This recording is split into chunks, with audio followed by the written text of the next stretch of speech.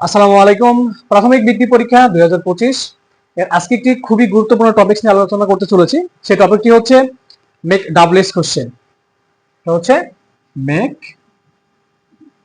ডাবলএস question. আমি বেশ কিছু ভিডিও অবশ্য ডাবলএস কোশ্চেন নিয়ে করেছি।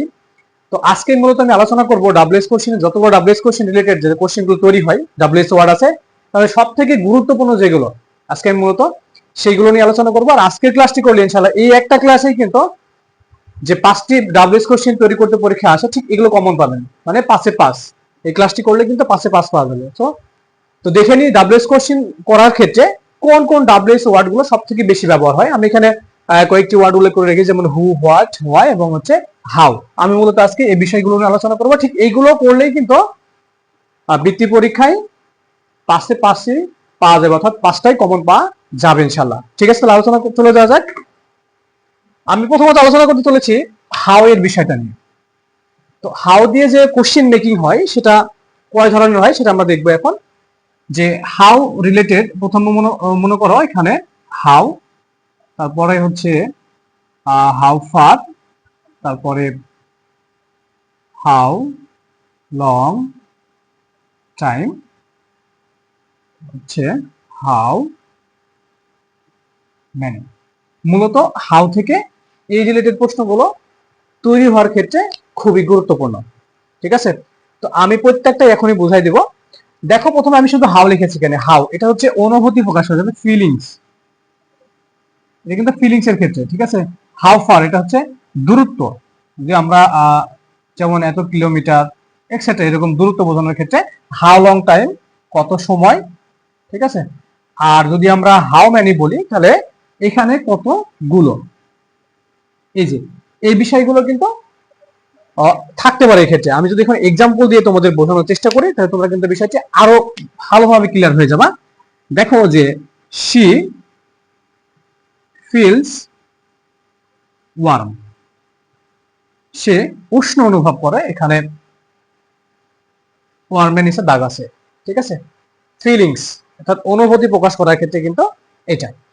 তো এখন এখানে আরেকটি বিষয় আসবে, সে বিষয়টি হচ্ছে যে আমরা তো স্ট্রাকচার যদি ফলো করি, দেখো যদি আমি এই রিলেটেড স্ট্রাকচারটা এখানে লিখি তাহলে এরকম হবে যে how plus helping verb plus subject plus extension plus question mark. মূলত এটা কিন্তু আমরা এখানে ব্যবহার করব। এখন মূলত কয়েকটি বিষয় আমাদের খেয়াল রাখতে হবে, যে হেল্পিং ভার্বের ক্ষেত্রে বিষয়টা, অর্থাৎ অক্সিলারি ভার্ব যে আমরা ব্যবহার করবো সেই বিষয়টা কিন্তু আমাদের খেয়াল রাখতে হবে। আসলে দেখো এখানে গিভেন অর্থাৎ দেওয়া কোনো মানে অক্সিলারি ভার্ব কিন্তু এখানে নেই। এখানে সাবজেক্ট, একটা অ্যাকশন ভার্ব এবং বাক্যের শেষে একটা ওয়ার্ড বা এক্সটেনশন দেওয়া আছে, এটা করা আছে এখানে। তো এই ক্ষেত্রে তোমাদের একটা জিনিস মনে রাখতে হবে, যে যদি প্রেজেন্ট ইনডিফিনিট টেন্স হয়, প্রেজেন্ট ইনডিফিনিট টেন্স হয় তাহলে ডু ডাজ ব্যবহার করবা। আর যদি পাস্ট ইনডিফিনিট টেন্স হয় সেক্ষেত্রে অবশ্যই তোমাকে ডিড ব্যবহার করতে হবে। ঠিক আছে, ডাজ কখন হবে? ডাজ হবে সাবজেক্ট থার্ড পারসন সিঙ্গুলারের ক্ষেত্রে, আর বাকি ক্ষেত্রে ডু, আর এটা হচ্ছে ভি টু এর ক্ষেত্রে কিন্তু ডিড হবে। ঠিক আছে, এখন আমরা ঠিক ওটা জেনে নিব যে আমি বললাম যে অনুভূতি প্রকাশ করার ক্ষেত্রে শুধু হাউ দিয়ে প্রশ্ন করতে হয়। তাহলে আমরা অ্যান্সারটা দেখে নিই। যেহেতু এখানে অনুভূতি প্রকাশ, সেহেতু আমরা শুধুমাত্র এখানে হাউ দিয়ে প্রশ্ন তৈরি করবো। হাউ, হাউ এর পরে কি লাগবে? একটা হেল্পিং ভার্ব অথবা অক্সিলারি ভার্ব। এই বাক্যে কিন্তু কোনো অক্সিলারি ভার্ব নাই। আমি এখানে উল্লেখ করেছি যদি সেন্টেন্সে অক্সিলারি ভার্ব না থাকে সেক্ষেত্রে কিন্তু টেন্স অনুযায়ী তোমাকে অক্সিলারি ভার্ব ব্যবহার করতে হবে। যদি প্রেজেন্ট ইনডিফিনিট টেন্স হয় ডু অথবা ডাজ, পাস্ট টেন্স হলে ডিড। সো আমরা এখানে দেখতে পাচ্ছি যে এটা প্রেজেন্ট ইনডিফিনিট টেন্স, যেহেতু ভার্বের সঙ্গে একটা এজ যুক্ত করা আছে। ওকে, আচ্ছা, তাহলে আমরা এখানে কি ইউজ করব? ডাজ। হাউ ডাজ সাবজেক্ট, এখানে এক্সটেনশন হিসাবে এটা আছে, বসিয়ে দাও। আমরা কেন ডাজই ইউজ করলাম কেন? তাহলে আমরা ডু ইউজ করলাম না কেন?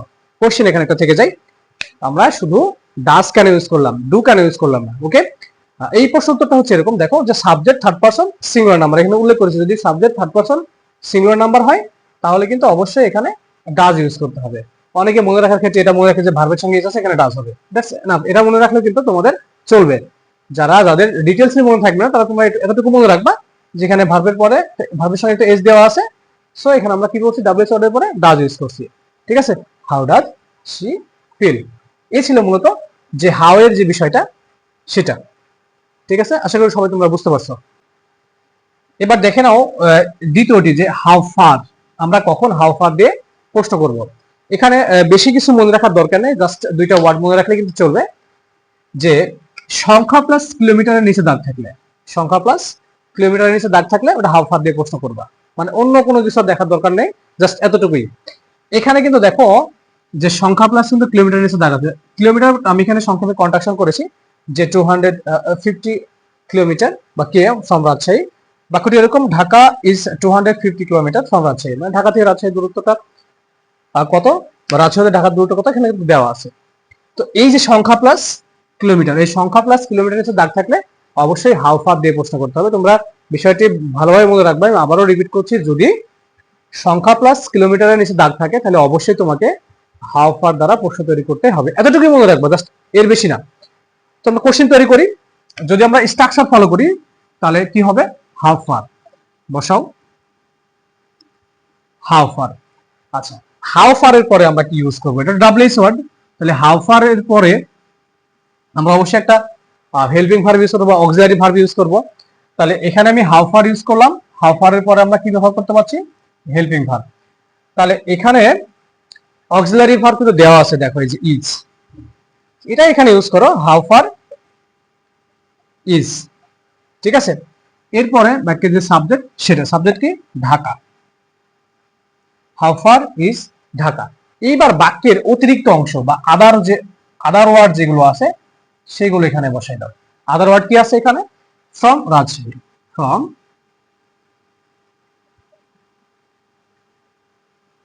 রাজশাহী, শেষে অবশ্যই প্রশ্নচিহ্ন অবশ্যই তোমাকে ব্যবহার করতে হবে।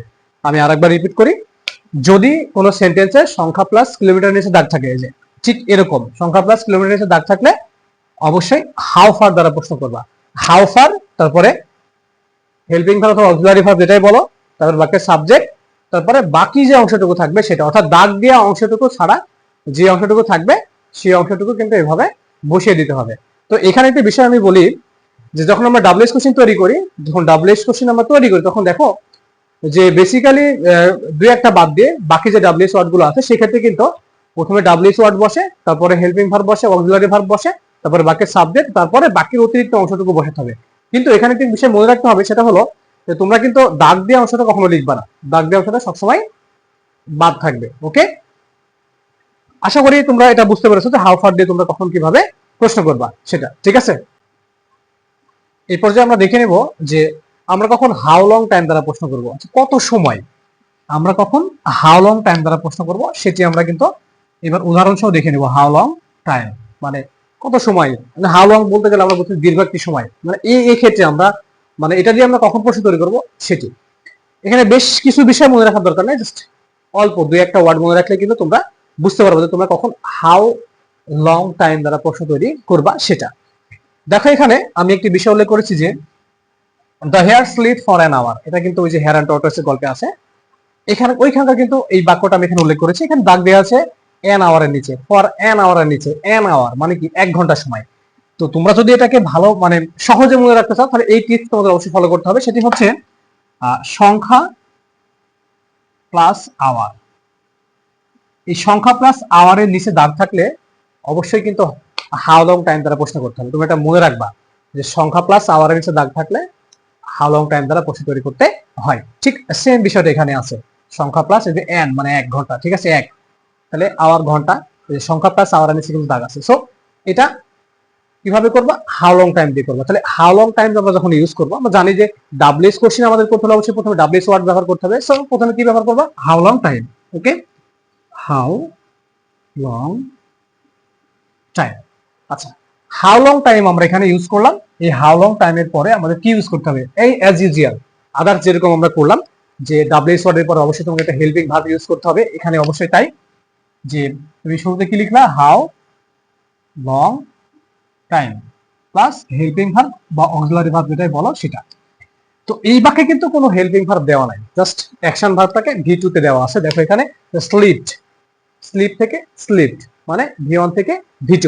এক্ষেত্রে আমি একটা বিষয় এখানে উল্লেখ করছি, দেখো যদি সেন্টেন্সটি পাস্ট ইনডিফিনিট টেন্স হয় তাহলে তোমাকে ডিড ইউজ করতে হবে, আর তুমি যখন ডিড ইউজ করবা তখন কিন্তু এখানে তোমাকে ভি1 ইউজ করতে হবে, ঠিক আছে। দেখো দেখলে বুঝতে পারবা যে হাউ লং টাইম ডিড, কেন ডিড হলো, কারণ এটা হচ্ছে ভি2, অথবা পাস্ট ইনডিফিনিট টেন্স। সো এই ক্ষেত্রে আমরা যে অক্সিলারি ভার্বটা ইউজ করবো সেটা অবশ্যই ডিড ইউজ করতে হবে, নো, ডু অথবা ডাজ। তাহলে এখানে ডিড বসলো, হাউ লং টাইম ডিড।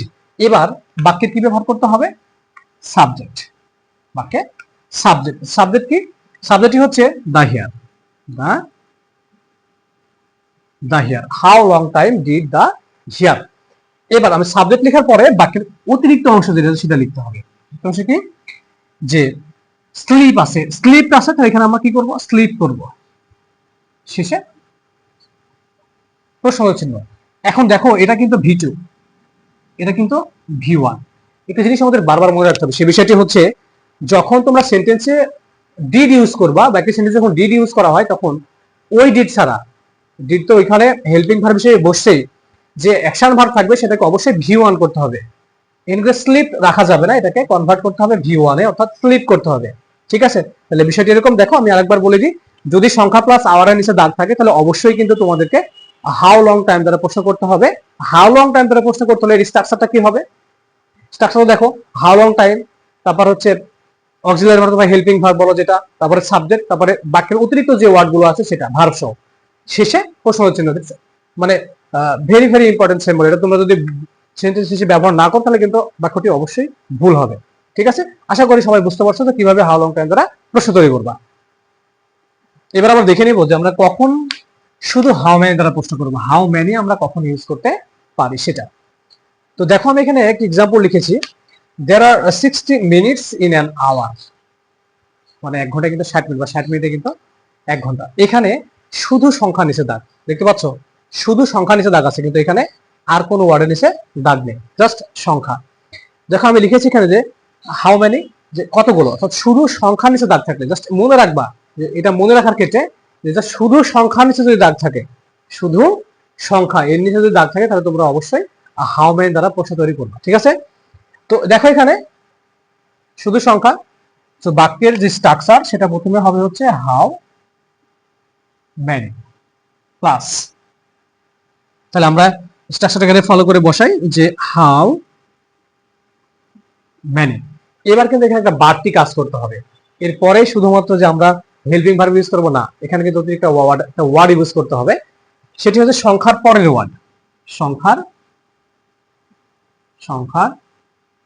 পরের ওয়ার্ডটি, সংখ্যার পরের ওয়ার্ড কি? এই যে মিনিটস, এটাকে তোমাকে কিন্তু এখানে অবশ্যই ব্যবহার করতে হবে। Minutes, how many minutes. এবার তোমাকে ব্যবহার করতে হবে হচ্ছে হেল্পিং ভার্ব অথবা অক্সিলারি ভার্ব, যেটাই বলো সেটা। তাহলে এখানে আমরা কি ব্যবহার করলাম? How many. তারপর কি ব্যবহার করলাম? সংখ্যার পরের ওয়ার্ডটি মিনিটস। এবার ব্যবহার করতে হবে কি? হেল্পিং ভার্ব, যে দেওয়া আছে দেখো এখানে আর, তাহলে এখানে বসাও আর। এবার বাক্যের সাবজেক্ট বসাও, এক্সটেনশন বসাও, শেষে কোশ্চেন মার্ক। ওকে, ফলো করে বসাও এটা, how many minutes are there in an hour, শেষে প্রশ্নবোধক চিহ্ন। আমি আরেকবার বলে দিই, যদি কোনো সেন্টেন্সে শুধু সংখ্যা নিচে দাগ থাকে তাহলে হাউ মেনি দ্বারা প্রশ্ন তৈরি করতে হবে। আর এক্ষেত্রে একটা জিনিস মনে রাখবা যে হাউ মেনির পরে কিন্তু অক্সিলারি ভার্ব অথবা হেল্পিং ভার্ব না হয়ে সংখ্যার পরে যে ওয়ার্ডটি থাকবে সেই ওয়ার্ডটি এখানে কিন্তু ব্যবহার করতে হবে। ঠিক এরকম যে হাউ মেনি সংখ্যার পরের ওয়ার্ড, হেল্পিং ভার্ব অথবা অক্সিলারি ভার্ব যেটা বলো, বাকি সাবজেক্ট, এরপরে বাক্যে যে অতিরিক্ত অংশগুলো থাকবে সেটা লিখতে হবে। শুধু বাদ দিতে হবে কোনটা? দাগ দেওয়া যে অংশটা আছে সেটা। আশা করি তোমরা এটা বুঝতে পেরেছো। এই পর্যায়ে আমরা দেখে নিব যে হু দিয়ে কখন তোমরা প্রশ্ন তৈরি করবা। হু দিয়ে প্রশ্ন তৈরি করা খুবই সহজ, একেবারে সহজ, শুধু জাস্ট কিছু বিষয় মনে রাখতে হবে। বিষয়গুলো হচ্ছে এরকম, যদি বাক্যের শুরুতে কোনো ব্যক্তির নাম অথবা তার যে প্রোনাউন হি, সি, দে এগুলো উল্লেখ থাকে তাহলে অবশ্যই তোমাকে সেক্ষেত্রে হু দিয়ে প্রশ্ন করতে হবে, যদি সেগুলো নিচে দাগ দেওয়া থাকে।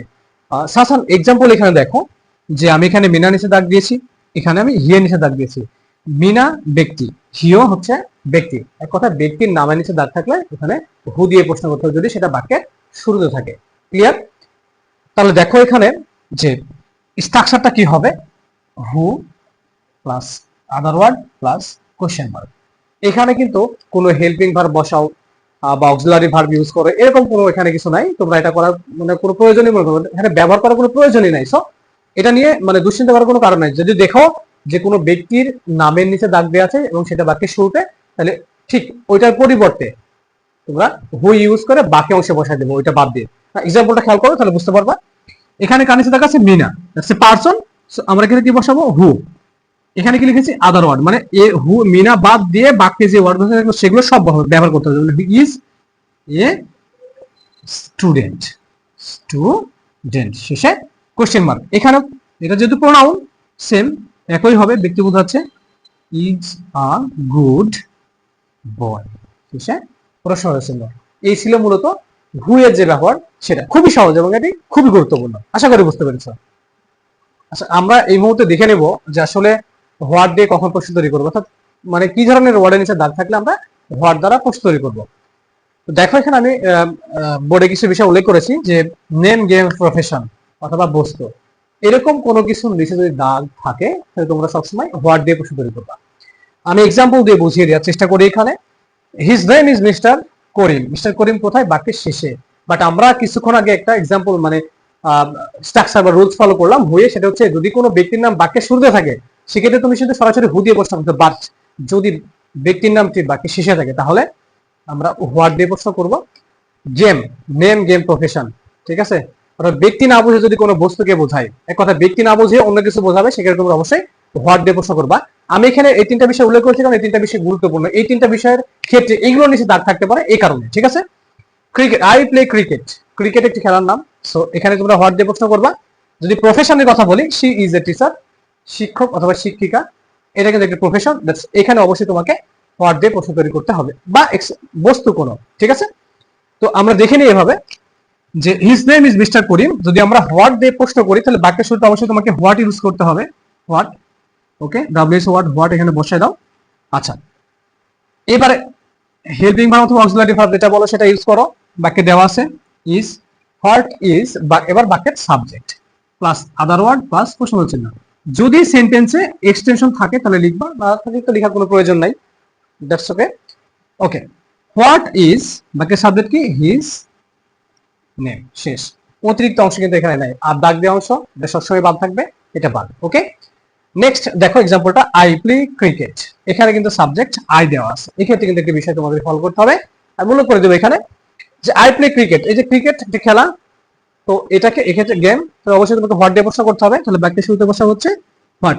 এখানে কিন্তু কোনো হেল্পিং ভার্ব নাই, বাট হেল্পিং ভার্ব না থাকলে কোনো ভয়ের কোনো কারণ নাই। আমরা জানি প্রেজেন্ট টেন্স, প্রেজেন্ট টেন্স বা প্রেজেন্ট ইনডিফিনিট টেন্স কিন্তু আমরা ডু অথবা ডাজ ইউজ করি। যদি subject third person singular number হয় তাহলে ডাজ, যদি না হয় সেক্ষেত্রে ডু ইউজ করব। যেহেতু এখানে আই আছে সেহেতু আমরা এখানে কি ইউজ করছি? ডু।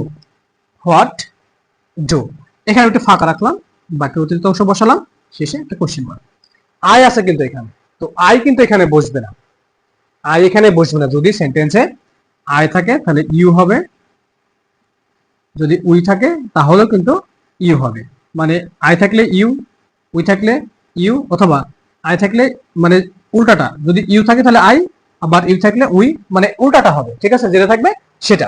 সো এখানে কিন্তু আমি কি ব্যবহার করবো? আই আছে, সেক্ষেত্রে আমরা ইউ ব্যবহার করবো, ঠিক আছে। যে হোয়াট ডু ইউ প্লে, তুমি কি খেলো। ওকে, আশা করি বুঝতে পারছো এটা। নেক্সট সেন্সটা আমরা দেখে নিব এখানে যে she is a teacher, that's a profession, কিন্তু এটা কিন্তু একটি পেশা। এই ক্ষেত্রে তোমাকে কিন্তু হোয়াট দ্বারা প্রশ্ন তৈরি করতে হবে, আর একেবারে সহজ। বাক্যের শুরুতে বসাও হোয়াট, তারপরে হেল্পিং ভার্ব বসাও, তারপরে বাক্যের সাবজেক্ট, শেষে কোশ্চেন মার্ক, দ্যাটস এনাফ। এতটুকুই, খুবই সহজ। জাস্ট একটু প্র্যাকটিসের বিষয় এবং একটু কনসেন্ট্রেশন রাখলে তোমরা কিন্তু এটা খুব সহজেই বুঝতে পারবা। আশা করি বুঝতে পেরেছো। এই পর্যায়ে আমরা দেখে নেব আরেকটি গুরুত্বপূর্ণ ডাব্লিউএস ওয়ার্ডের ব্যবহার, সেটা হচ্ছে হোয়াই, কেন। দেখো এখানে আমি কিন্তু হোয়াই লিখে পাশে ফর এবং বিকজ লিখেছি। কেন ফর এবং বিকজ লিখলাম? হোয়াই, হোয়াই কেন লিখলাম?